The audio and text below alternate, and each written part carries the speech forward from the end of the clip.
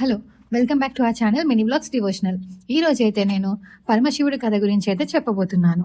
ఇంకెందుకు ఆలస్యం, కథలోకి అయితే వెళ్ళిపోదాం. శివుడు అంటే భయం కాదు, శివుడు అంటే శాంతి. ఆయన రాజులా ఉండరు, బంగారం కిరీటం ఇవేమీ ఉండవు. హిమాలయాల్లో కూర్చొని ధ్యానం చేస్తూ ఉంటారు. శరీరానికి విభూది, మెడలో పాము, చేతిలో త్రిశూలం ఇవే ఉంటాయి. శివుడికి కోపం వస్తే భయమే, కానీ ఆయన మనసు చాలా మంచిది. శివుడి మొదటి భార్య సతీదేవి. ఆమె దక్ష ప్రజాపతి కూతురు. ఆమె శివుణ్ణి ప్రేమించి పెళ్లి చేసుకుంది. కానీ ఆమె తండ్రికి శివుడు అంటే ఇష్టం ఉండేది కాదు.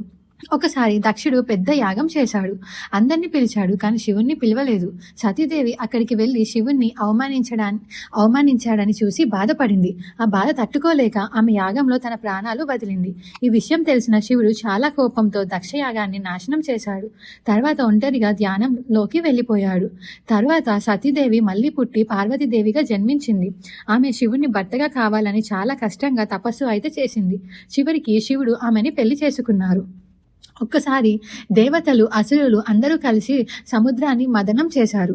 అప్పుడు ముందుగా బయటకు వచ్చినది భయంకరమైన విషం. ఈ విషం ప్రపంచాన్ని నాశనం చేస్తుంది.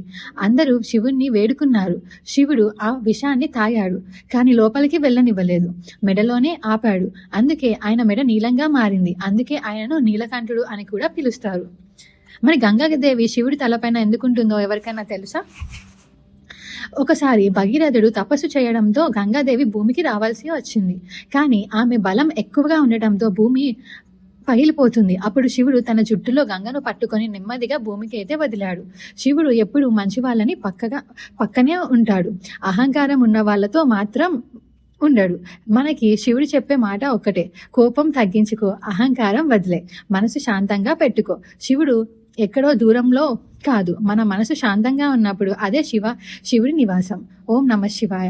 మరిన్ని ఇలాంటి కథల కోసం మన ఛానల్ని అయితే సబ్స్క్రైబ్ చేసుకోండి. ఇప్పుడు వరకు మీకు మన స్టోరీ చూస్తూ ఉంటే మీకు నచ్చినట్టుంటే ఒక లైక్ అయితే చేయండి.